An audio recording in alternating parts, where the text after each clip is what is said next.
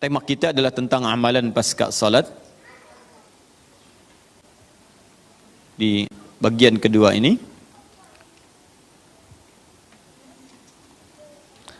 Baik, ini tema kita. Kemudian amalan besarnya adalah zikir.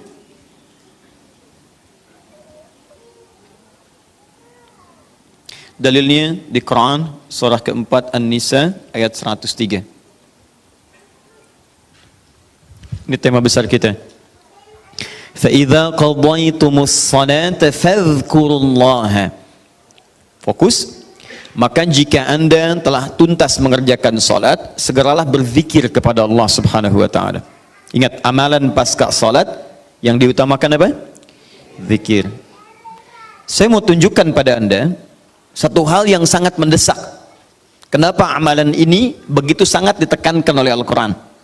Bahkan saking ditekatkannya, kata Allah, perhatikan kalimatnya, qiyaman, baik itu sambil berdiri, wa qu'udan, ataupun anda punya kesempatan lebih lenggang duduk, wa 'ala junubikum, atau bahkan dalam keadaan anda sedang payah pun untuk duduk atau bahkan berdiri, boleh sambil berbaring. Perhatikan, saking pentingnya amalan zikir ini, itu Al-Quran seakan menghadirkan semua situasi untuk menggunakan amalan ini. Ya, bukan tidak ingin menoleransi, tapi ada sesuatu yang penting di sini.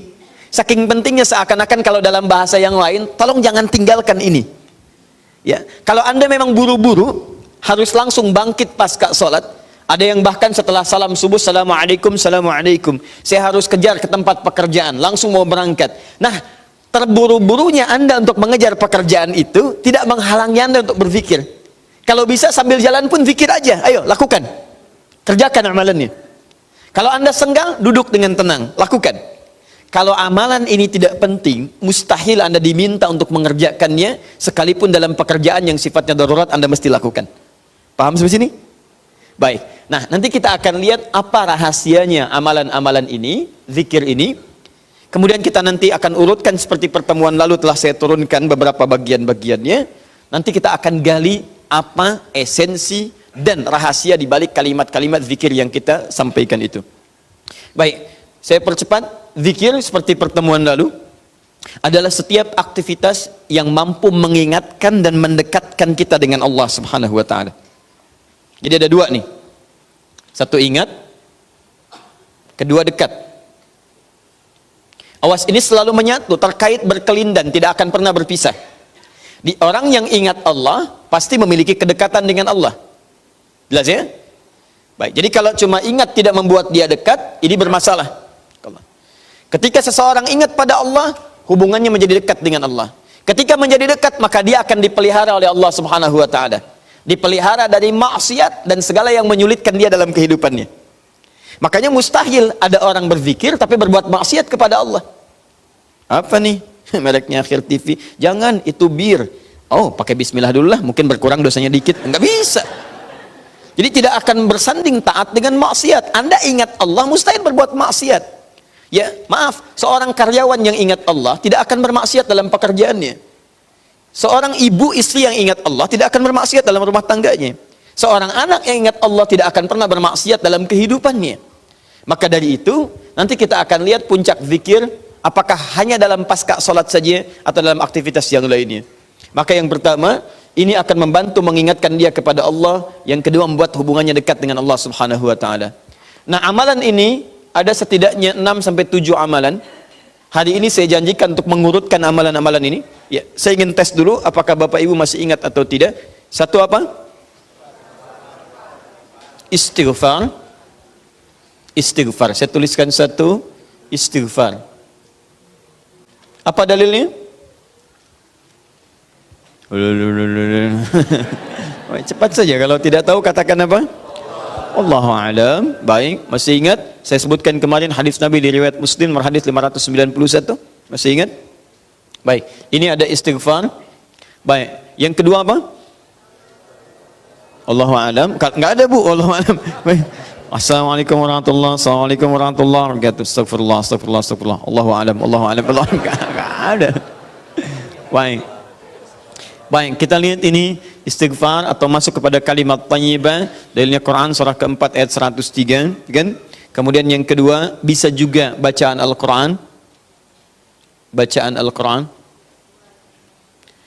Baik, Quran surah ke-15, dalilnya ayat ke-9. Ya inna nahnu nazzalna dzikra. Kami telah turunkan Al-Quran sebagai zikir. Jadi kalau Anda baca Al-Quran, itu Anda sedang berzikir. Kemudian bisa juga hafalan Al-Quran. Anda menghafal misalnya. Baik. Misal, Anda tidak membaca, tapi selesai sholat, Anda membacakan ayat-ayat Quran sebagai hafalan. Ada ayat kursi misalnya, ada 3 surah yang terakhir, ada kemudian ayat pertama sampai 5 misalnya, Al-Baqarah, ya ada ayat-ayat yang lainnya, hafalan misalnya. Begitu Anda bacakan, Anda sedang berzikir.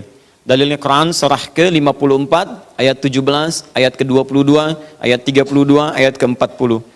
Ketika Allah menyebut para penghafal Quran, menyebutnya dengan proses berzikir. Walaqad yassarnal Qur'ana lidzikri. Kami telah mudahkan Al-Quran sebagai zikir. Ya, hafalan di sini zikir. Untuk dihafal, untuk berzikir. Jadi kalau Anda pasca sholat kemudian membaca ayat-ayat Quran dalam hafalan bukan menggunakan mushaf, maka Anda sedang berzikir kepada Allah Subhanahu wa taala. Dan nilainya 4 kali lebih banyak dibandingkan dengan yang membaca. Ya. Nah. Doa. Doa itu juga sebagai zikir. Ya, Quran surah ke-7 misal dalilnya ayat 205. Wadhkur rabbaka fi nafsika tadarruan wa khifatan wa dunal jahri minal qaul. Ketika Allah meminta kita berdoa, kalimat doanya dalam bahasa perintah menggunakan kata zikir. Wadhkur rabbaka. Ayo minta, berdoa, sebut zikir kepada Rabbmu dalam dirimu. Dengan perasaan penuh harap, penuh ketawaduan, minta kepada Allah.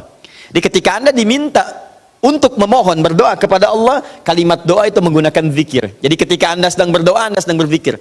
Bukankah saat berdoa Anda ingat kepada Allah? Bukankah saat berdoa keadaan Anda menjadi lebih dekat dengan Allah? Nanti kita akan lihat doa apa yang biasa dibaca Nabi pasca sholat dan seperti apa cara memohonnya. Ada rahasianya. Anda tidak menggunakan ini, sangat disayangkan. Anda kehilangan momentum, dipercepat untuk memudahkan seluruh proses kehidupan Anda. 5, masih ingat? Salat.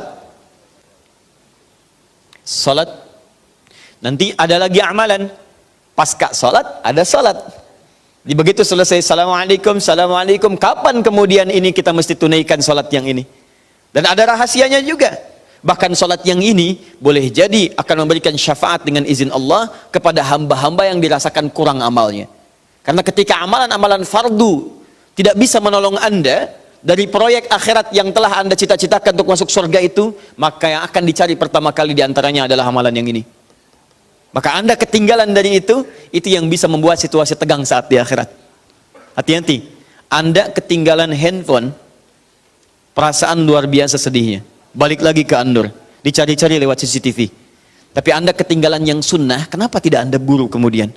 Tadi nggak sholat sunnah, besok lagi, Masya Allah. Belum tentu besok dia hidup. Dalilnya Quran surah ke-20 ayat ke-14. Ya, innani anallahu la ilaha illa ana fa'budni wa aqimis salata lidzikri. Saya Allah, tidak ada Tuhan yang layak disembah kecuali saya. Sembah saya. Bagaimana cara nyembahnya? Tunaikan salat sebagai zikir kepada saya. 6. Memperbanyak menyebut Allah, menyebut nama Allah, atau juga dengan al-asma'ul husna. Al-asma'ul husna. Dalilnya Quran surah kedua Al-Baqarah ayat 152. Fadhkuruni adzkurkum. Ayo cepat sebut nama saya, maka aku pun akan mengingatmu. Aku menyebutmu. Di orang yang selalu ingat Allah, nanti Allah akan ingat pada dia. Nanti saya kasih tahu rahasia yang paling besar. Bahkan ada orang yang saat membutuhkan ya dalam persoalan kehidupan kepada Allah, sebelum dia minta, karena Allah telah mengingatnya, Allah ringankan aktivitas kehidupan dunianya. Dia bukan nggak punya masalah, jadi kayaknya nggak kelihatan punya masalah, cuman setiap akan mengalami masalah diringankan oleh Allah sehingga seakan-akan nggak punya masalah. Nanti ini yang akan sangat menentukan bagian yang ke-6 ini, apakah hidup kita akan semakin mudah atau mendapati kesulitan yang berliku. Sebut nama Allah. Ya, bagaimana cara menyebutnya? Bisa disebut nama Allah langsung, bisa disebut dengan Asmaul Husna. Di mana dalilnya? Quran surah ke-17 nanti dari ayat 110 sampai 111-nya. Di ayat 111 tegas dikatakan, Qulidullaha. Ayo sebut Allah, panggil, katakan Allah. Awidur Rahman atau Ar-Rahman, ayyamma tad'u falahul asmaul husna. Maka kapanpun Anda bisa memanggilnya, memintanya, Anda boleh memanggil dengan nama yang terbaik sesuai dengan kebutuhan Anda. Nanti saya kisahkan, ada orang baru selesai sholat, kemudian menyebut nama ini, dan satu di antara nama yang paling luar biasa, ketika dia selesai kata Nabi, dari mana kamu tahu menyebut dengan nama itu? Tahukah engkau, jika engkau melakukannya, maka engkau telah memanggil Allah, yang dengan panggilan itu, jika meminta akan segera diberikan, jika berdoa akan segera dikabulkan. Rahasianya luar biasa, nanti kalau sudah tiba waktunya. Hadisnya sahih. Ya. Saking sahihnya, ini ditempatkan oleh Sayyid Qutb di dalam satu kitab yang Al-Aqaid Al-Islamiyah, padahal kitabnya tentang akidah, ketika membahas tentang asma wa sifat, nama-nama Allah subhanahu wa ta'ala. Hadis ini dimasukkan, padahal hadis ini amalan tentang amalan pasca salat. Ketujuh, bagian terakhir, ini adalah indikator yang paling penting, yang terakhir ini, sampai saya pisahkan tersendiri dalam aktivitas harian. Zikir paripurna. Ini yang zikir paripurna. Makanya saya kasih garis, ini amalan pasca salat, disebut dengan zikir, bukan amalan biasa, tapi semua amalan ini akan dibawa kepada seluruh aktivitas hariannya. Bukankah pasca sholat ada yang jalan, pasca sholat ada yang kerja, pasca sholat ada yang makan, pasca sholat bahkan ada yang masak, pasca sholat ada yang bicara. Maka orang yang pasca sholat zikirnya itu benar latihan zikirnya, maka makannya adalah makan dengan berzikir kepada Allah, bicaranya zikir kepada Allah, jalannya zikir kepada Allah subhanahu wa ta'ala. Nanti saya turunkan ayat-ayatnya, bagaimana orang berjalan sambil zikir, bagaimana orang kemudian makan zikir, bagaimana orang bicara zikir. Jangan-jangan selama ini kita hidup 24 jam tapi aktivitas kita tidak dalam rangka zikir kepada Allah subhanahu wa ta'ala. Nah, dalilnya Quran surah ketiga Ali Imran ayat 190 sampai 191. Inna fi khalqis samawati wal ardi wa ikhtilafil laili wan nahari la ayatin liulil. Siapa ulul albab itu? Ayat selanjutnya, alladzina yadhkurunallaha. Mereka itu orang-orang yang senantiasa zikir pada Allah subhanahu wa ta'ala. Qiyaman, dalam keadaan dia berdiri, wa qu'udan, ataupun dia duduk, wa ala junubihim, atau bahkan sedang tidurnya. Tidurnya disebut sebagai zikir, berdirinya disebut sebagai zikir, duduknya disebut sebagai zikir. Dan ahli zikir ini adalah orang-orang yang akan dimuliakan bahkan oleh Allah ketika kembali ke akhirat nanti. Dan dipuji-puji oleh Allah subhanahu wa ta'ala. Baik. Tidak cukup dengan amin, kita mulai dulu pembahasannya. Baik, dari semua ini, bagaimana kita mengurutkan amalan ini pasca salat, itu yang coba kita mulai dalam kesempatan kali ini.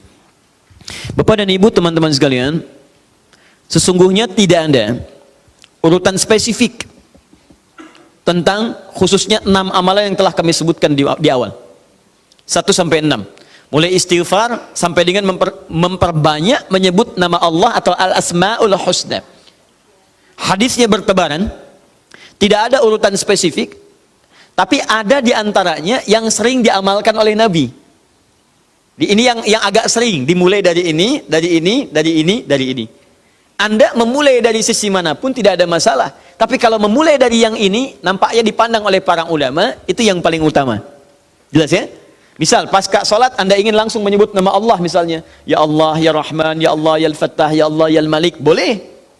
Anda pasca sholat ingin langsung ngaji, boleh. Anda pasca sholat misalnya ingin melakukan amalan yang lain, doa, boleh. Tapi di antara sekian yang terurut ini, mana yang sering dikerjakan Nabi, dan itu barangkali pengantar yang paling utama. Jelas sampai sini? Belum saya terangkan yang paling jelas ya? Belum. Kalau sudah jelas ya sudah, saya pulang. Ya. Kenapa hari ini? Baik, istighfar ya, istighfar. Ya, karena itu kita mulai dengan istighfar. Astagfirullahaladzim. Astagfirullah, hari ini masih ngapus juga. Astagfirullah. Ya Allah. Ya sudahlah. Baik. 1, urutan pertama disebutkan dalam hadis riwayat Muslim nomor hadis 591. Ini amalan pertama, dalilnya di hadis Muslim nomor hadis 591. adalah Rasulullah sallallahu alaihi wasallam, bima makna begitu selesai beliau menunaikan salatnya, kemudian beliau beristighfar kepada Allah Subhanahu wa taala. Perhatikan kalimatnya, astaghfirullah, astaghfirullah, astaghfirullah. Ini yang paling pendek. Awas, hati-hati kalau membaca memahami hadis, mesti sempurna membaca dan memahaminya. Jangan baca satu hadis langsung disimpulkan. Ingat, para ulama itu adalah dokternya. Para periwayat itu adalah apotekernya atau bagian obatnya. Kalau Anda ingin tahu cara meramu obat, maka datang kepada dokter. Tapi kalau Anda ingin tahu cara mencari-cari obat, tanyakan kepada tukang obat. Para periwayat yang menyampaikan hadis dan semacamnya, itu umumnya tidak menafsirkan hadisnya, hanya menyampaikan Nabi pernah mengatakan ini, dan ini. Maka dimunculkanlah kemudian disaring itu semua oleh para ulama hadis, dimasukkan ke dalam kitab-kitab hadis. Diberi nama dengan nama-nama yang berbeda. Ada al-jami' kalau menghimpun materi-materi umum, dari mulai persoalan iman, menuntut ilmu, ada persoalan bisnis, kitabut tijarah, ada persoalan pemerintahan, kitabul imarah, dan seterusnya. Kalau Anda mencari tentang hadis-hadis terkait dengan fikih, cari kitab-kitab namanya sunan. Sunan Abu Daud, Sunan An-Nasai, Sunan Ad-Darimi, ya, dan seterusnya. Itu adalah kitab hadis yang awal mulanya diawali dengan pembahasan fikih. Kitabut Taharah, dalil-dalil tentang persoalan taharah. Air terbagi berapa? Kemudian bagaimana hadis tentang salat dan seterusnya. Itu namanya sunan. Kalau Anda mencari kitab-kitab hadis terkait dengan urutan perawinya, cari namanya musnad. Abu Bakar meriwayatkan berapa hadis? Sayyidah Aisyah berapa hadis? Sehingga dengan hadis-hadis itu saya ingin seperti mereka. Karena hadis yang diriwayatkan oleh orang-orang tertentu menunjukkan banyak aktivitasnya. Kalau ibu ingin tahu misalnya di perempuan terbaik, ibu rumah tangga yang nabawi, yang Qurani, cari hadis-hadis perempuan-perempuan yang pernah meriwayatkan dari Nabi. Siapa di antara mereka? Yang paling utama istri-istri Nabi SAW. Di situ ibu akan temukan bagaimana jadi seorang perempuan terbaik. Seorang anak, seorang istri, seorang ibu, bahkan seorang nenek sekalipun.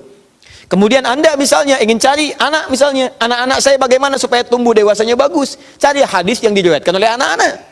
Ada Ibnu Abbas di situ, ada Ibnu Umar di situ. Ibnu Abbas saja ada 2000 hadis. Kitab terkait itu disebut dengan musnad namanya.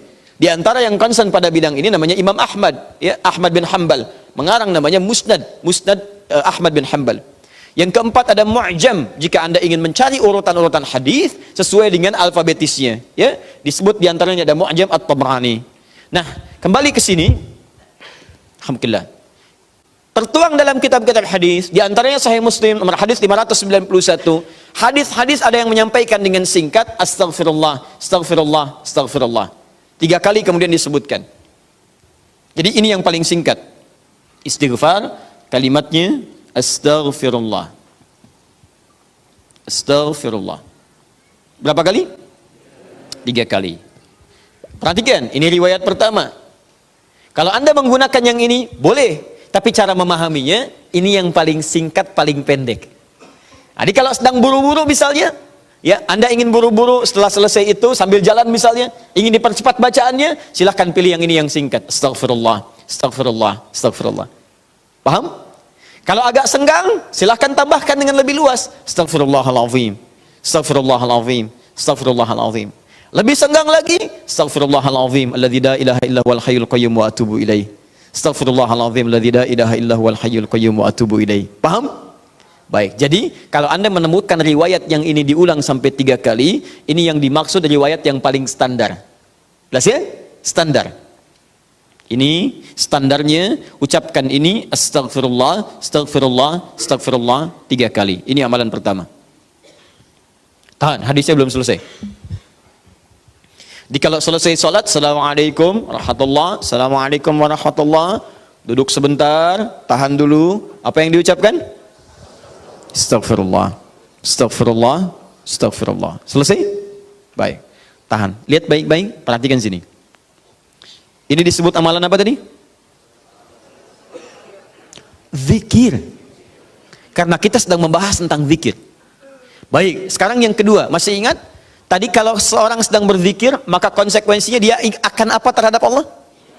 Ingat. Yang kedua, dekat. Pertanyaan saya, apakah setiap orang yang mengucapkan astagfirullah menjadi ingat kepada Allah? Itu masalahnya. Banyak orang pasca sholat mengatakan astagfirullah, tapi kalimat itu tidak mengingatkan dia dengan Allah. Itu masalah utamanya. Assalamualaikum warahmatullahi wabarakatuh. Assalamualaikum warahmatullahi wabarakatuh. Astagfirullah. Astagfirullah. Astagfirullah. Halo? Gimana? Anda salam langsung ngecek status. Lisan Anda astagfirullah, tapi tangan Anda megang handphone. Pikiran Anda melihat status. Sebagian orang bahkan merespon urusan dunia. Bagaimana istighfar bisa berkorelasi dengan itu semua? Itu masalah utamanya. Jadi semua kalimat ini ketika diucapkan bingkainya adalah zikir. Mampukah Anda mengucapkan istighfar ini yang langsung mengingatkan Anda dengan Allah Subhanahu wa taala? Ini poin besarnya. Nah, tahan. Saya berikan rahasia besar dulu di sini. Kenapa Anda mesti mengucapkan kalimat ini? Buka Al-Quran surah ke-71. Surah apa itu? Surah apa? Nuh. Bukan Al-Ma'arij. Al-Ma'arij 70. Ayat 10. Kalau mau dari ayat 9-nya sampai dengan 13. Kemudian saya kotaki ayat 10-nya. Nih, 10-nya saya kotaki di sini. Ini yang pentingnya. Awas. Nabi Nuh alaihissalam berdakwah kepada umatnya. Berapa tahun? 950 tahun. Masya Allah. 950 tahun berdakwah kepada umatnya. Bahkan dakwanya terang-terangan juga sembunyi-sembunyi. Pelan dan silent. Ya, ada yang silent, ada yang terang-terangan. Kencang. Ayat 9-nya, "Tsumma 'alantu lahum wa asrartu lahum israra." Aku berdakwah kepada mereka kadang terang-terangan, dengan kencang, sampaikan dengan terang. Tapi kadang juga aku sampaikan dengan pelan, dengan silent. Ada orang-orang yang memang secara pelan aku sampaikan halus, sesuai dengan tipikalnya. Ada yang langsung aku sampaikan keterangannya dengan seterang-terangnya. Tapi tahukah Anda, selama 950 tahun berdakwah itu, yang terang-terangan, yang sembunyi-sembunyi, kalimat pertama apa yang dimintakan Nabi Nuh kepada mereka? Perhatikan ayat 10-nya. Faqultu astaghfiru rabbakum innahu kana ghaffara. Rahasia pertama. Perhatikan baik-baik. Kalimat pertama yang disampaikan Nabi Nuh alaihissalam kepada kaumnya. 950 tahun. Masya Allah. Lihat baik-baik. Baik terang-terangan, baik dengan sembunyi-sembunyi, pelan-pelan, ataupun jahar. Apa kalimat pertamanya? Faqultu astaghfiru rabbakum. Aku katakan pada mereka, istighfar kepada Rabbmu. Istighfar. Ini. Nah, ketika Nabi Nuh mengatakan, istighfar pada Rabbmu, istighfar pada Rabbmu. Apakah kalimat Qur'annya berhenti sampai sini? Tidak. Teruskan ayatnya. Innahu kana ghaffara. Rahasia istighfar yang pertama, satu. Allah akan turunkan minimal sifat ghaffar kepada hambanya. Nanti kita lihat. Apa itu ghaffar? Belum tentu. Belum tentu. Tidak seperti yang Anda bayangkan. Allah punya sifat ghafir. Tapi kenapa yang muncul ghaffar di sini? Buka Quran misalnya surah Ghafir. Fusilat surah ke-40. Ayat yang ketiga. Ghafiridz dzambi wa qabilit taubi. Allah mengampuni dosa seorang hamba. Ketika mengampuni dosa, kalimatnya menggunakan ghafir. Ghafirun, ghafiridz dzambi. Tapi kenapa Nabi Nuh menyebut dengan kalimat ghaffar? Faqultu istaghfir rabbakum innahu kana ghaffar. Kenapa ghaffar bukan ghafir? Satu. Nih. Dua, teruskan ayatnya, ayat 11. Yursilis samaa 'alaikum midrara. Dua. Orang yang sering istighfar, maka Allah akan turunkan keberkahan lewat curah hujan yang lebat. Curah hujan, hujan yang berkah. Masya Allah. Ada hujan membawa berkah, ada hujan membawa? Bukan. Bukan, hujan tidak pernah menginginkan banjir. Hujan itu hanya membawa air. Baik, yang bikin banjir itu Anda yang tidak bisa mengatur airnya. Itu persoalannya. Jalur air dibuat bangunan. Air itu kan sederhana, dia hanya mencari tempatnya, dia meresap sesuai dengan tempatnya. Cuman Anda tidak menempatkan air sesuai dengan tempatnya. Itu masalahnya. Tapi ini beda. Ketika turun, airnya membawa keberkahan dalam kehidupan. Itu lain. Itu lain. Nanti saya berikan rahasia setelah ini. 3. Teruskan. Wa yumdidkum bi amwalin wa banina. Masya Allah. Ya istighfar. Ketika kamu istighfarnya benar kepada Allah, wa yumdidkum bi amwalin, maka Allah akan melimpah ruahkan harta benda Anda. meluaskan harta. Banyak. Amwal bukan mal. Wabanina, bahkan keturunan. Teruskan, 1, 2, 3, 4 keturunan. Allahu Akbar. Lihat faedah istighfar. 5. Wa yaj'al lakum jannatin. Dan Allah akan limpahkan kepadamu kebun-kebun yang indah. Awas jangan dilihat kebunnya. Karena kalau Anda lihat orang-orang Arab pada saat itu, mereka emas sudah banyak, Bu. Emas banyak, walaupun masih banyak di Indonesia. Ada Mas Asep, Mas Johar, Mas Sodia. Ya, tapi wujudnya beda, ya, wujudnya beda. Di sana emas banyak, perak banyak, bangunan megah. Tapi yang mereka belum dapatkan itu adalah kenikmatan pemandangan yang elok. Kebun-kebun, ya, isinya ada anggur, bawahnya kemudian ada sungai-sungai. Karena itu orang yang paling kaya di masa-masa dulu, di kalangan-kalangan Arab adalah orang yang memiliki kebun-kebun yang indah. Kalau cuma emas yang lain punya. Abu Jahal tuh nggak bangga dengan emasnya. Ya, Abu Lahab tidak bangga dengan emasnya. Apa yang mereka banggakan adalah kedudukan dalam kehidupan dan harta-harta yang seperti yang digambarkan. Tapi semua itu tidak mampu menjadikan mereka sebagai hamba di hadapan Allah Subhanahu wa taala. Poin yang paling besar, kalau disebutkan jannat dalam arti kebun-kebun dalam urusan dunia, itu maksudnya kenyamanan hidup. 5. Kenyamanan atau kemapanan hidup.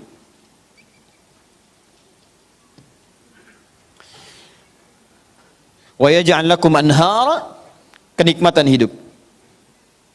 Masya Allah, sudah mapan, nikmat. Kaya, tenang. Wah, ini hebat banget nih hidupnya. Dosanya diampuni oleh Allah, kemudian hidupnya berkah, hartanya melimpah, keturunannya juga luar biasa, gitu kan? Setelah itu hidupnya nyaman, mapan dan nikmat. Kurang apa lagi? Antum pilih mana? Kaya tapi gelisah atau miskin tapi tenang? Jangan pilih yang ketiga, saya tidak berikan. Nah, tahan sebentar. Lihat sini. Jadi ketika Anda diminta istighfar, astagfirullah, astagfirullah, astagfirullah. Ternyata di antara esensi kalimat istighfar itu bukan kalimat biasa. Anda mampu mengucapkannya dengan baik, maka Allah turunkan kemuliaan lewat lisan Nabi Nuh itu. Faqultu astaghfiru rabbakum innahu kana ghaffara yursilis samaa 'alaikum midrara wa yumdidkum bi amwalin wa banina wa yaj'al lakum jannatin wa yaj'al lakum anhara. 6 kemuliaan bagi orang yang sangat senang beristighfar kepada Allah Subhanahu wa taala. Tapi ini masih urusan dunia. Akhiratnya belum selesai. Pilih mana? Miskin masuk surga atau kaya masuk neraka? Miskin masuk surga. Kasihan. Kenapa tidak kaya masuk surga? Ya itu pilihan dari saya, ya. Ini pilihan dari Al-Quran. Saya kan tidak mengatakan jangan pilih yang ketiga. Itu yang pertama tadi, ya. Lihat sini. Ini jaminan kehidupan dunianya, mana akhiratnya. Ya Allah, kalau cuma dikasih dunia saya tidak mau. Jangan-jangan saya dunianya bahagia, akhiratnya nestapa. Maka adakah faidah dari istighfar atau kehidupan akhirat saya? Kamu mau minta surga yang mana? Orang-orang surga biasa, saya berikan pada pelaku istighfar surga seluas langit dan bumi. Quran surah ketiga ayat 133. Ayat 133, paling kanan sebelah atas. Lihat, di sini hidupnya lapang, di sini surganya seluas lapangan. Lapangannya apa? Bukan lapangan dunia. Perhatikan lapangan akhirat. Wasari'u ila maghfirah. Bergegaslah Anda untuk memohon ampunan Allah. Maghfirah, turunan kata dari istighfar, minta ampun. Bukankah istighfar minta ampun? Ayo cepat, bergegas, rajin, cepat. Orang yang rajin istighfar, cepat istighfar. Lihat, wa jannatin arduhas samawati wal ard.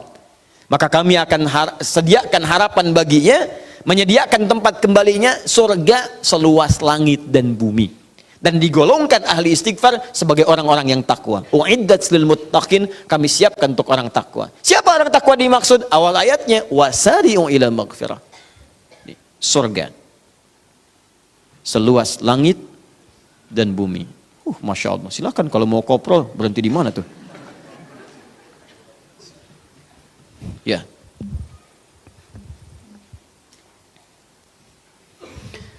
Nah, kalau ditawarkan begini, siapa yang tidak mengambil tawaran ini?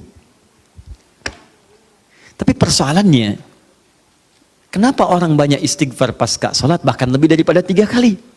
Astagfirullah, astagfirullah, astagfirullah, astagfirullah, astagfirullah, astagfirullah. Tapi mapan juga tidak. Cek. Ya, silahkan lihat. 6 ini tidak diraih. Keberkahan juga tidak didapatkan. Dan seterusnya. Bahkan kemarin di Bekasi itu ada yang terlihat, kami lihat di CCTV itu. Khusyuk pasca sholat. Kayak orang menangis. Astagfirullah, astagfirullah, astagfirullah. Sudah tenang, lihat kanan kiri itu, tas orang dirogok begini. Kok bisa tuh? Astagfirullah lagi ibu juga. Ya. Apa yang salah? Nah, sekarang mari kita lihat bagaimana beristighfar seperti ini untuk mendapatkan kemuliaan-kemuliaan ini, dan bagaimana cara istighfar dengan berzikir pada Allah Subhanahu wa taala. Saya boleh hapus? Pak ya, sini dulu. Ya, astagfirullahaladzim. Nanti ya setelah ini ya. Baik. Setelah ini insyaallah, insyaallah. Nih Mas ya, saya kasih sekalian ya. Baik. Tahan sebentar, perhatikan baik-baik. Bapak Ibu sekalian, saya akan mulai masuk kepada esensi ini dengan menyampaikan bagaimana cara berzikir dengan kalimat istighfar. Tahan pertama, frame-nya dalam amalan ini disebut dengan zikir. Ingat tadi telah disebutkan di awal. Zikir itu mesti mampu mengingatkan kita dengan Allah, juga membuat hubungan kita lebih dekat dengannya. Nah, sekarang fokus. Di antara amalan zikir pasca salat adalah istighfar. Dengan mengucapkan kalimat paling singkat, astagfirullah, astagfirullah, astagfirullah. Sekarang kita bedah dulu isi kalimatnya. Ini astagfirullah. Dalam ilmu saraf, kalimat astagfirullah ini dibagi ke dalam 3 bagian. Satu, ada awalan menggunakan kata ista begini. Kemudian ditambah dengan akar kata ghafara. Kemudian ditambah terakhir objek harapannya kepada Allah Subhanahu wa taala. Nah, sekarang fokus baik-baik.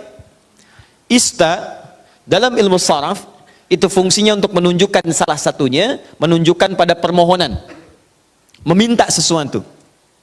Ya, misal izin dari bahasa Arab, adzina mengizinkan, izin. Minta izin, istadzana. Hasuna baik, meminta diri lebih baik, istahsana. Ghafara ampunan, meminta ampunan menggunakan istaghfara. Istaghfara itu kata kerjanya, istighfar keadaannya, kata benda atau sifatnya. Jadi kalau ini menunjukkan permintaan atau permohonan, kemudian apa yang diminta? Ghafara, ampunan dari Allah Subhanahu wa taala. Tapi persoalannya dalam bahasa syariat tidak pernah ada kalimat ghafara, yaitu ampunan, kecuali disandingkan atau dilawankan kepada dosa. Ini poinnya. Jadi kalau Anda minta ampunan, Anda harus merasakan apa yang mau diampuni. Dia orang itu mustahil minta ampun kalau tidak ada yang mau diampuni. Paham? Ada seorang ngambil barang, tiba-tiba dipukulin orang lain, mengatakan ampun, ampun, ampun. Kenapa minta ampun? Untuk dihentikan pukulannya. Kenapa dipukul? Karena pernah berbuat salah. Bahasa singkatnya, jika Anda memohon ghufran kepada Allah, ampunan kepada Allah, itu artinya Anda telah berbuat kesalahan atau dosa dalam kehidupan. Jelas? Dosa dalam bahasa Arab disebut dengan dzambun namanya. Dzambun. Kalau dia banyak disebut dengan dzunubun. Dzunubun. Dzunub. Kalau dosanya satu saja, dzambun, maka Allah menurunkan sifat untuk mengampuni satu dosa ini. Anda sebut namanya, minta kepada Allah, maka berpeluang mendapatkan ampunan dari Allah. Apa namanya? Ghafir. Sifat Allah yang mengampuni satu dosa. Ghafir. Turun Quran surah Ghafir. Ya, surah ke-40 itu. Ayat ketiganya, ghafiriz dzambi. Kata ghafir dipasangkan dengan dzambun. Ghafiriz dzambi wa qabilit taubi. Ketika Anda ingin minta ampun kepada Allah satu dosa, berbuat dosa, astagfirullah ya Allah, ampuni saya Allah. Allah turunkan sifatnya ghafir, saya ampuni kamu. Saya terima taubatmu. Paham? Tapi ketika dosa Anda berlipat, banyak dosa, mata berdosa, telinga berdosa, lisan berdosa, sampai ke kaki berdosa, maka bukan dzambun namanya, tapi dzunubun. sifat Allah yang mengampuni aneka dosa dan tidak membiarkan hambanya larut dalam dosa, maka turunlah kemudian yang kedua disebut dengan Ghaffar namanya. Ghaffarun. Maka istighfar ketika Anda mohonkan kepada Allah, dahsyatnya bukan menurunkan sifat yang pertama Ghafir, tapi menurunkan sifat yang kedua Ghaffarun. Pertanyaan saya, siapa yang dosanya cuma 1 sampai hari ini? Boleh angkat tangan? Ayo, saya pulang. Anda lebih layak kalau cuma 1 dosa, lebih layak memberikan tausiah dibanding ahli hidayat yang banyak dosa. Siapa yang sampai hari ini banyak dosanya? Tidak perlu angkat tangan, saya tahu. Baik. Nah, karena kita merasa banyak dosa, kita merasa banyak berbuat kesalahan, maka bagaimana mungkin kesalahan itu bisa mengantarkan pada cita-cita yang kita harapkan? Baik, saya tanya kepada Anda semua, misal, mohon maaf teman-teman sekalian, berkah itu terkait erat dengan kemuliaan, mulia, taat. Tidak akan bersanding dengan maksiat, karena maksiat itu diantara cara memutus pintu rizki dalam hal yang berkah itu maksiat. Jadi kalau seseorang itu berbuat maksiat, keberkahan pada rizki tidak akan datang. Contoh, Anda mau sedekah sekarang, keluar dari sini, Anda temukan 3 orang, alhamdulillah, dia layak kelihatan dari jauh menerima sedekah dari Anda. Sudah Anda siapkan nih 3 juta bahkan, ya, untuk 3 orang itu. Begitu mau Anda berikan, dari jauh kelihatan duduk, begitu sudah dekat sedang main kartu begini. Tak, tak, tak, tak. Wah, saya menang. Tidak, kamu kurang, dan seterusnya. Pertanyaan saya, jadi nggak antum sedekah? Tidak, karena maksiat itu menghambat keberkahan dari rizki yang diturunkan. Nah, sekarang coba cek. Mungkin rizki itu belum datang ke tempat Anda, ke rumah Anda, di kehidupan keluarga Anda. Bukan Anda kurang usaha, tapi Anda kurang mampu membebaskan diri dari maksiat dalam kehidupan. Ini poinnya. Maka dari itu ketika Anda istighfar astagfirullah, jangan cuma kosong di lisan. Kalau cuma seperti itu, balita yang umur usia 5 tahun misalnya, 5 tahun, balita 5 tahun ajarin istighfar juga. Padahal dia belum mendapatkan hisab. Anak usia 5 tahun belum balik, ajarin istighfar. Pas ada sholat, astagfirullah, astagfirullah. Apa yang mau diampuni? Uang dosanya nggak dicatat. Ya, orang yang kurang akalnya misalnya, terganggu akalnya, itu bisa istighfar juga sambil ketawain Anda malah. Astagfirullah. Loh. Tapi apa beda istighfar dia dengan Anda? Karena ketika dia istighfar nggak berpengaruh pada dirinya, karena diangkat penanya. Rufi'al qalam an thalathatin. Rufi'al qalam an thalathatin. Di antaranya anil majnuni hatta yufiqa. Dari orang terganggu syaraf sampai sadar lagi.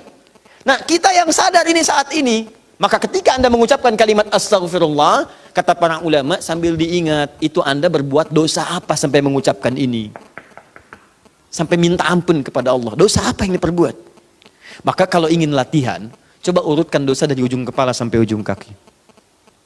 Salat yang pertama subuh misalnya, ya jangan terlalu banyak dulu untuk dosa mata misalnya, astagfirullah. Ingat-ingat mata salah apa. Jangan-jangan setiap pandangan yang Anda lakukan, itu belum melahirkan keberkahan. Alhamdulillah. Bisa nggak pandangannya berkah? Ada ayat di Quran. Ada orang-orang dimuliakan oleh Allah sampai disebut kuat iman. Orang yang kuat iman, yang pandangannya itu berkah. Setiap memandang berkah, berkah, berkah. Bahkan saking berkahnya nyaman dia dalam kehidupannya. Ya, itu ada di Quran surah ke-24. Punya cahaya dia. Ayat 30 sampai 31. 30 untuk laki-laki, 31 untuk perempuan. Wa qul lil mu'minina yaghuddu min absarihim. Katakan pada perempuan, laki-laki beriman, setiap lelaki beriman, perhatikan, palingkan pandangannya dari yang tidak baik. Jadi kalau orang zikirnya benar, itu dia akan berpaling dari yang tidak baik. Otomatis Pak, Bu, otomatis. Bahkan yang mirip-mirip pun dengan apa yang ia punya, belum tentu kemudian ia pandang dengan berlama-lama. Ya, misal sendal nih, pulang dari sini, melihat sendal, Anda lupa dengan sendal Anda. Begitu Anda lupa, lihat sendal yang mirip dengan sendal Anda, itu nggak akan langsung ditunjuk.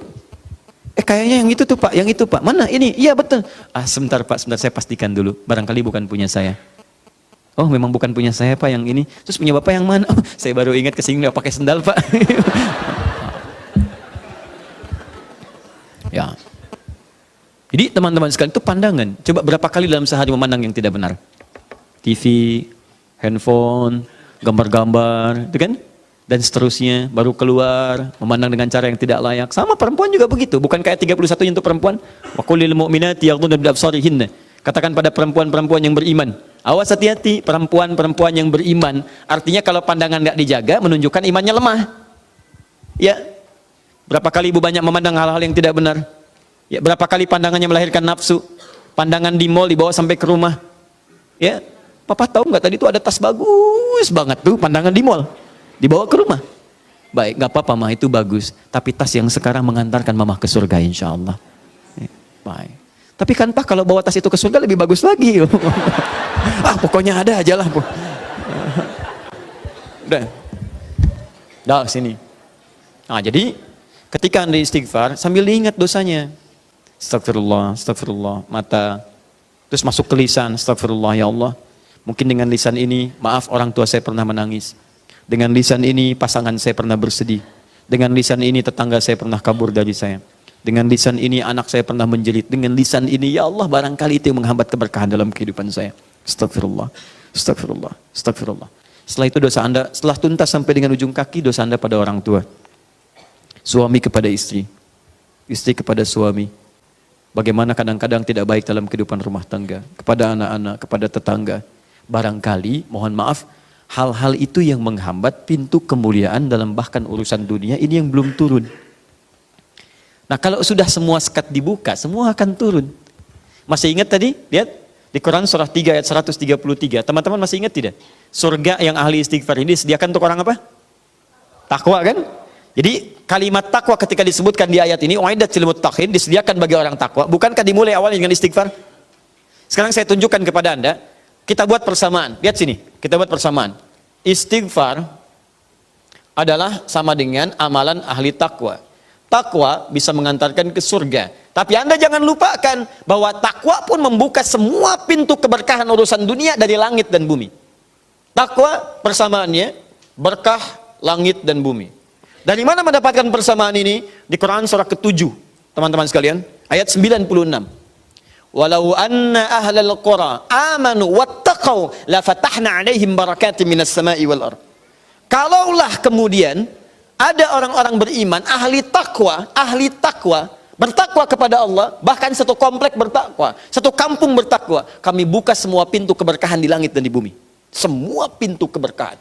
Jadi kalau Allah sudah buka dari manapun dan dimanapun Anda beraktivitas, akan mudah dan nyaman Anda beraktivitas.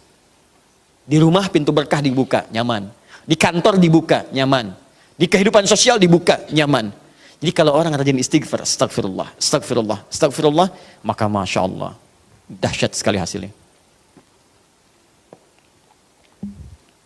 Jelas? Halo? Jadi caranya yang pertama, awas ini, kalimat ghafar, rinci dulu. Rinci dosa-dosanya begitu istighfar, rinci astagfirullah, astagfirullah, astagfirullah, astagfirullah. Jelas? Baik. Kalau sudah nyaman dengan ini, perhatikan baik-baik. Ini ada turunan-turunannya di sini. Di antara turunannya tadi ada curah hujan yang lebat, ya. Nah, maka kalau misalnya di tempat Anda hujan sedang kering, ya, ada kekeringan, jarang turun hujan, coba dicek dulu. Barangkali hujan belum turun di tempat Anda, bukan karena curahnya aja yang belum datang. Barangkali curah maksiatnya kebanyakan. Ya, sehingga itu harus dibuka dulu, buka, lempar sehingga keberkahan turun. Maka amalan pertama kata para ulama yang dilakukan adalah coba satu kompleks, satu kampung istighfar dulu pada Allah. Istighfar, istighfar, istighfar, istighfar, lalu minta kepada Allah dengan kemuliaan, tunaikan salat istisqa, maka turun hujan pada saat itu. Ini poin ini. Demikian yang lainnya. Di satu, cara beristighfar dengan cara mengingat dosa kita di hadapan Allah Subhanahu wa ta'ala. Dua, tahan sebentar. Istighfar juga mampu menghadirkan cinta Allah Subhanahu wa ta'ala. Mampu menghadirkan cinta Allah Subhanahu wa ta'ala. Nanti begitu saya minta dihapus, ini akan dihapus, jadi nanti akan diteruskan pada beberapa yang lain. Sudah dipahami tadi? Jadi boleh dihapus ya? Baik. Jazakallah khair. Kalau tidak saya istighfar nanti. Ya. Dua, istighfar bisa menghadirkan cinta Allah Subhanahu wa ta'ala. Dalilnya Quran surah ketiga ayat 31.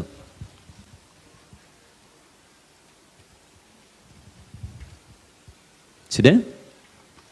Kemudian diteruskan, digabungkan dengan Quran surah kedua Al-Baqarah. Harus ditafsirkan dengan ayat yang lain. Surah kedua Al-Baqarah ayat 222.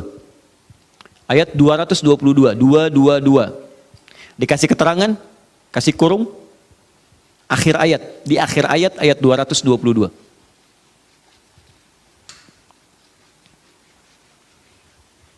Dan satu lagi, Quran surah ke-40 ayat ketiga.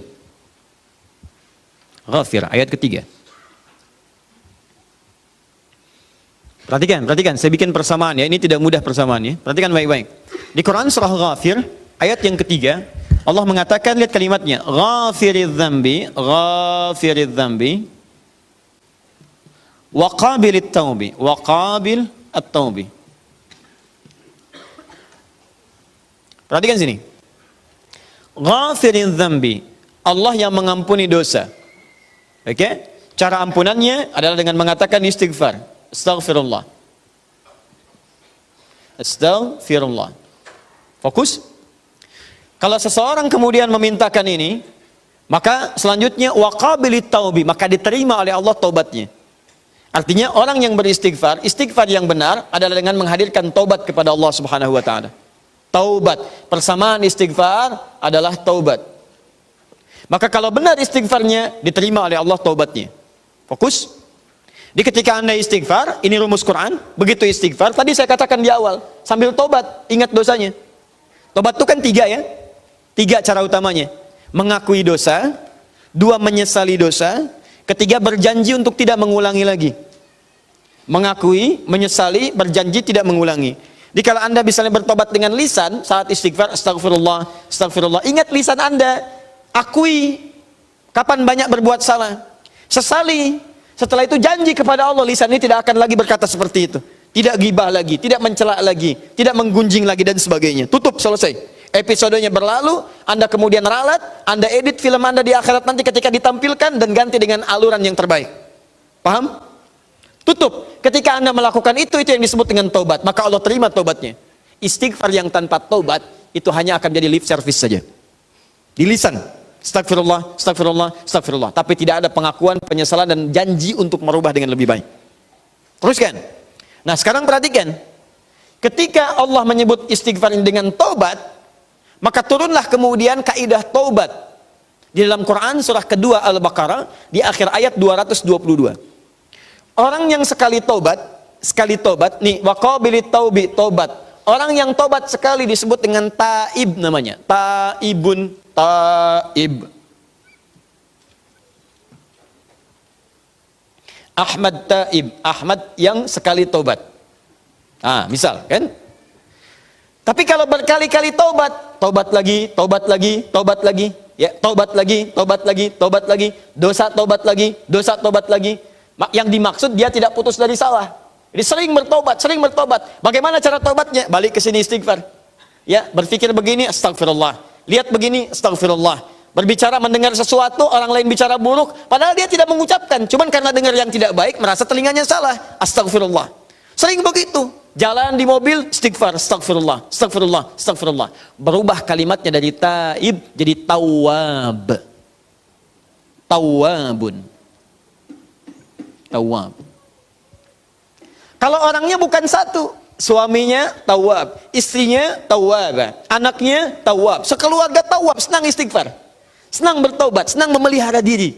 Masya Allah. Maka berubah kalimatnya dari tawwab jadi tawwabin. Tawwabin. Masya Allah. Perhatikan, ketika Anda menjadi bagian dari tawwabin, maka muncullah kemudian cinta Allah Subhanahu wa ta'ala. Baca ujung ayatnya, ayat 222, baca ujungnya. Innallaha yuhibbut tawwabin. Sungguh Allah mencintai orang yang senang bertobat kepadanya. Jadi nanti kalau udah jadi ahli istighfar, Bapak Ibu sekalian, itu otomatis refleks. Kadang Anda tidak salah barangkali, tapi karena hatinya sangat peka, yang salah orang karena Anda seakan-akan terlibat dalam kesalahan itu, Anda langsung istighfar. Misal, yang menggunjing orang lain, ya gibah terdengar oleh Anda. Yang gibah sebetulnya orang itu, cuman telinga Anda ya terpaksa mendengar itu karena mungkin lewat dan sebagainya. Padahal yang gibah dia, tapi Anda kok merasa kayak telinga saya salah nih. Kok hari ini malah dengar ini, astagfirullah, astagfirullah, astagfirullah. Sedang lihat TV tiba-tiba iklan. Iklannya menampakkan sesuatu yang tidak tepat, misalnya iklan shampoo, ya, yang nampak malah rambutnya. Padahal kan kalau shampoo yang iklan shampoo-nya, yang ini malah rambutnya. Yang rambut bukan mahram Anda misalnya. Begitu melihat itu, otomatis lisan Anda berkata astagfirullah. Lalu mata berpaling, ghadul basar. Ya, palingkan atau ganti channelnya, tak seketika. Ya, dan itu cepat, tidak ada sesuatu yang lambat. Astagfirullah. Astagfirullah. Astagfirullah. Tidak. Jelas ya? Jadi orang yang seperti ini naik status dari taib jadi tawab. Dan itu enak. Kalau sudah terbiasa enak. Astagfirullah, astagfirullah, astagfirullah, astagfirullah. Kadang-kadang jalan astagfirullah. Kadang-kadang mikir lagi kemarin saya salah astagfirullah. Istighfar, istighfar. Tawab. Dicintai Anda oleh Allah. Kalau Anda sudah begitu, berarti Anda sebagai pribadi yang sedang dicintai oleh Allah Subhanahu wa taala. Dan berita baiknya, kalau hamba sudah dicintai oleh Allah, maka dia akan dijaga dari perbuatan dosa sampai kembali pada Allah Subhanahu wa taala. Dalilnya di Quran surah ketiga tadi ayat 31. Qul in kuntum tuhibbunallaha fattabi'uni yuhibbukumullahu wa yaghfir lakum dzunubakum. Katakan Muhammad pada umatmu, jika serius mencintai saya, maka buktikan cinta itu dengan mengikuti tuntunan-tuntunan yang engkau bawa. Maka dengan itu aku akan mencintai mereka. Nah, sekarang kaidahnya ketika Allah mencintai hambanya, apa yang terjadi? Wa yaghfir lakum dzunubakum. Allah akan mengampuni semua dosa-dosanya. Kata para ulama, ciri orang yang diampuni dosanya oleh Allah itu adalah dia akan dijaga, tidak akan pernah berbuat maksiat yang serupa atau maksiat yang lainnya dalam hidupnya. Jadi kalau teman-teman pernah bertobat dari dosa, ciri ampunannya adalah itu tidak akan berulang lagi dan akan berganti jadi amal saleh. Soleh lawannya salah. Soleh lawannya salah. Jadi kalau yang salah sudah hilang, yang soleh muncul. Kata-kata baik itu soleh. Umpatan itu salah. Di orang yang terbiasa meninggalkan umpatan, dia akan terbiasa berkata yang mulia. Sederhana sebetulnya. Jadi kalau kata-kata Anda sedang mengeluarkan yang kotor, ini menunjukkan amal soleh Anda kurang. Karena yang soleh itu tidak akan bertemu dengan yang salah. Maksiat tidak akan ketemu dengan taat. Sederhana. Jadi kalau Anda bisa memilih yang soleh, kenapa Anda pilih yang salah? Ya. Kalau Anda bisa memilih taat, kenapa mesti melakukan maksiat? Rizki itu, Anda mau cari dengan yang soleh atau dengan cara yang salah, tidak akan pernah mengubah jumlahnya. Tetap akan sama. Sampai meninggal tidak akan berubah. Yang beda cuma keberkahannya. Anda cari dengan cara yang jujur misalnya. Hidup Anda sampai dengan meninggal 100 miliar. Anda cari dengan korupsi, nggak akan menambah, nggak akan kurang 100 miliar juga. Cuman barangkali yang beda keberkahannya.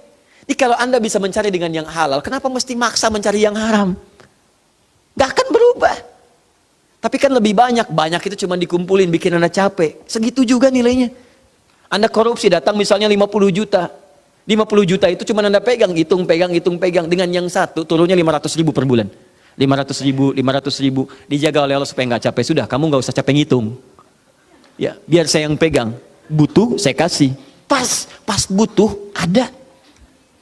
Pas butuh Anda, datang. Saya kemarin malam atau awal malam Jumat kemarin saya cerita, ada keluarga penghafal Quran, hamalatul Quran. Istrinya penghafal Quran, suaminya penghafal Quran, istrinya bahkan sudah punya sanad, anak-anaknya penghafal Quran. Anda tahu teman-teman, suaminya dalam kacamata manusia, hanya dalam kacamata manusia, seorang kuli bangunan. Datang berangkat. Bawa uang cuma 500 ribu, Bu. 500 ribu ke rumah. Tapi setiap suaminya bawa uang ke rumah, kata istrinya, alhamdulillah Abi bawa uang banyak sekali. Istrinya kadang ke sawah, nanam padi, bawa kayu. Itu saya pernah lihat gambarnya bawa kayu itu selalu begini, Masya Allah, luar biasa. Tapi dahsyatnya, Anda berkunjung ke tempatnya, selalu tersaji makanan yang beraneka ragam. Kue ini, makanan ini, dan sebagainya. Dan berkah hidupnya. Enak gitu. Nikmat. Jadi saya katakan pada Anda, kalau Anda sudah mendekat kepada Allah menjadi hamba yang dicintainya, Anda nggak akan susah dalam kehidupan dunia. Dan diantara caranya ini, astagfirullah. Kalau Anda sudah dicintai oleh Allah, mohon maaf ya, jangankan kemudahan hidup, doa Anda seketika sebelum meminta sudah Allah kabulkan. Saya pernah katakan pada Anda seorang tukang roti yang merindukan Imam Ahmad. Tukang roti ini kemudian, Imam Ahmad itu punya kejadian yang unik teman-teman sekalian. Ya, saya pernah kisahkan beberapa kali kisah ini. Itu satu kali ada dorongan di hatinya untuk pergi ke Mesir. Berangkat aja. Begitu berangkat, capek beliau istirahat di dalam satu masjid. Faqih, ahli fikih, ulama besar. Tapi barangkali namanya sampai duluan kepada banyak orang sebelum kelihatan gambarnya atau wajahnya. Sosoknya belum pernah terlihat, tapi namanya menembus batas penglihatan orang lain. Hampir semua kalangan kenal dengan Imam Ahmad. Kenal dalam pengertian, pernah mendengar namanya. Tapi belum pernah melihat sosoknya. Tiba-tiba, ketika istirahat di dalam masjid, marbot masjidnya mengatakan, "Hei, keluar dari sini. Keluar." Karena belum pernah lihat Imam Ahmad sebelumnya. Imam Ahmad tidak pernah mengatakan, "Saya Imam Ahmad." Tidak. Ya, tapi kata beliau, "Saya hanya beristirahat." Karena taufiknya, "Tidak, kamu keluar dari sini." Maka ketika beliau keluar, istirahat di alas di luar itu, di pelataran. Diusir juga. Rawah, rawah, rawah katanya. Di bahasa Arab itu ada 3 cara minta orang pergi. Ya, untuk keluar. 1, ukhruj, atau idhab, pergi. Yang kedua, barrah, keluar. Ya, kalau sudah barrah, itu sudah agak kasar. Ya, udah agak kasar tuh. Ya. Ukhruj, Anda diam. Barrah, saya bukan barrah, saya Husain. Bukan, itu kasar namanya. Keluar, keluar. Nah, ada yang ketiga yang lebih kasar lagi, namanya rawah. Rawah dari kata roh, pergi dengan roh-rohnya sekalian. Jangan sampai fisiknya ke sana, rohnya di sini. Ya, atau sebaliknya.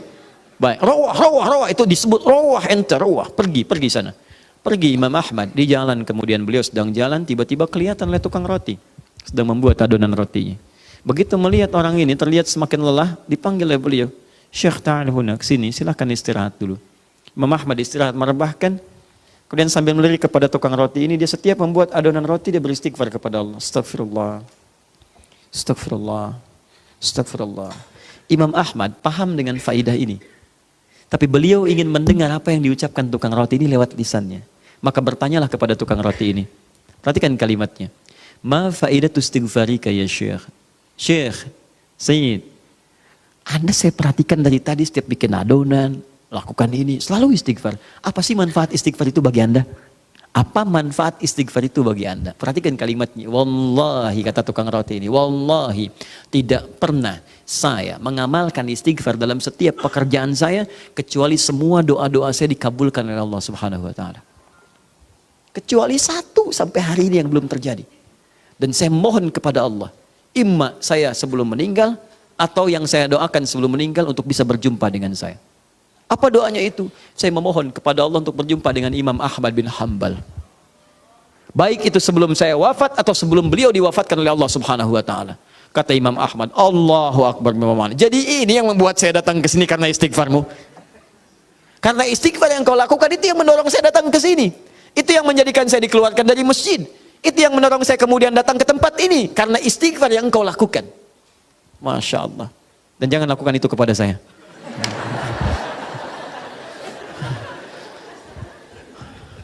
Jadi teman-teman sekalian, ini banyak manfaatnya. Makanya Quran memaksa kita. Pasca sholat jangan tinggalkan ini, walaupun sambil jalan nggak apa-apa. Anda memang ada kebutuhan, misalnya ada keperluan mendesak berangkat kantor. Bukankah ke kantor mencari rezeki? Bukankah istighfar mempercepat rezeki? Bukankah ke kantor mencari berkah? Bukankah istighfar mempercepat berkah? Jangan hilangkan istighfar hanya karena Anda mesti berangkat cepat-cepat. Begitu selesai, assalamualaikum, assalamualaikum, qiyaman. Anda boleh sambil berdiri sambil jalan. Astagfirullah, astagfirullah, astagfirullah. "Pak Andi, ya mau kemana?" Astagfirullah. Astagfirullah, astagfirullah. Jalan. "Assalamualaikum akhi." "Ila aina anta?" "Ila liqa." Astagfirullah, astagfirullah. Jalan, jalan, jalan, jalan. Bilang. Duduk, tenang. Di rumah sakit boleh, tapi kan tidak harus menafikan sholat. Pasca sholat sambil berbaring. Astagfirullah, astagfirullah. Barangkali dengan sakit itu Allah ingin mengampuni dosa Anda. Dan dengan istighfar itu semakin banyak dosa yang diampuni oleh Allah Subhanahu wa Ta'ala. Anda sehat, belum mau minta ampun. Dikasih sakit, belum istighfar juga. Lantas Anda mesti dikasih apa lagi? Supaya Allah berkenan mengampuni dosa-dosa Anda. Jadi ini yang membuat amalan ini semakin mendesak. Kemudian setelah itu teman-teman sekalian, fokus baik-baik. Mohon izin, diminta akan ditunaikan dalam setiap keadaan karena sayangnya Allah kepada kita, bukan karena dituntutnya kita untuk banyak mengejarkan dan banyak mengucapkan kalimat-kalimat itu. Jelas? Nah, 3 kali ini standar biasa. Barangkali nanti Anda ada yang akan 30 kali, ada yang mungkin akan 300 kali. Kenapa? Karena merasa dosanya semakin banyak pernah dikerjakan. Di 3 kali ini latihan. 1 kali disebut belum ingat dosa, wajar. 2 kali disebut belum ingat dosa, agak wajar. 3 kali disebut belum ingat juga, ada yang salah dalam dirinya. Saya bacakan sekali, Anda belum ingat, wajar. Saya bacakan 2 kali, Anda belum ingat, agak wajar. 3 kali saya sebutkan, masih belum ingat juga. Anda yang keliru di dalamnya. Ya. Makanya kalimat 3 ini jangan diartikan 3 kali dalam pengertian 3 kali tekstual, bukan. Ini standar untuk mengingatkan. Ya, kalau Anda ingin lebih daripada itu silahkan. Kalau merasa ada banyak harus diampuni oleh Allah Subhanahu wa taala. Ingat, mata itu baru keberkahan, lisan ada berkahnya, tangan ada berkahnya sampai ke ujung kaki. Kalau sudah seperti itu, wah enak tuh. Jalan kemanapun hamba Allah Anda. Ya, wa ibadur rahmanil ladzina yamshuna 'alal ardi hauna. Quran surah 25 ayat 63. Hamba Allah itu kalau jalan kemanapun jalannya tenang.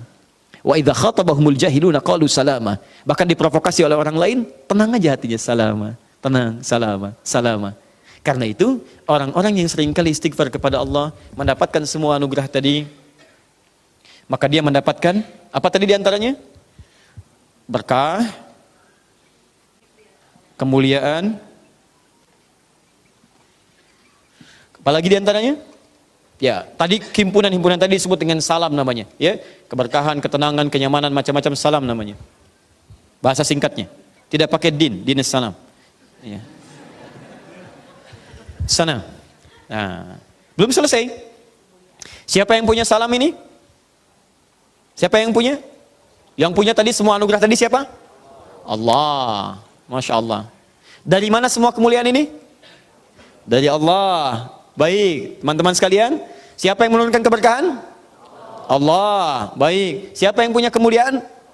Allah. Baik, kalau Anda mau mintakan semua itu setelah tadi istighfar semuanya dimintakan dengan baik, Anda akui semua dari Allah, Anda katakan Allahumma. Siapa yang punya tadi salam? Allah. Antas salam. Dari mana semua ini? Allah. Wa minkas salam. Baik, siapa yang punya keberkahan? Allah tabarakta. Siapa yang punya kemuliaan? Allah. Ya dzal jalali wal ikram.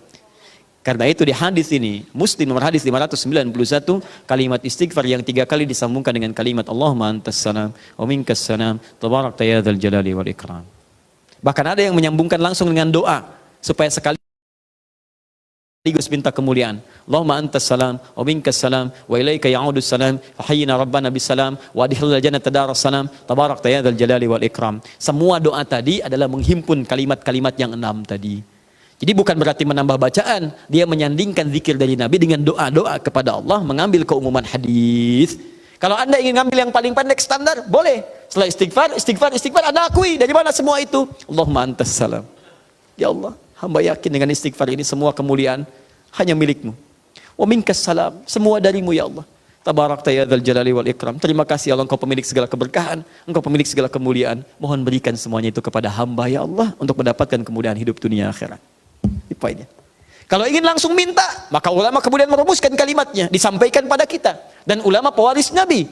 Di hadis Ibnu Majah nomor hadis 233 dari Abu Darda radhiyallahu taala anhu. Wa innal ulama'a warathatul anbiya.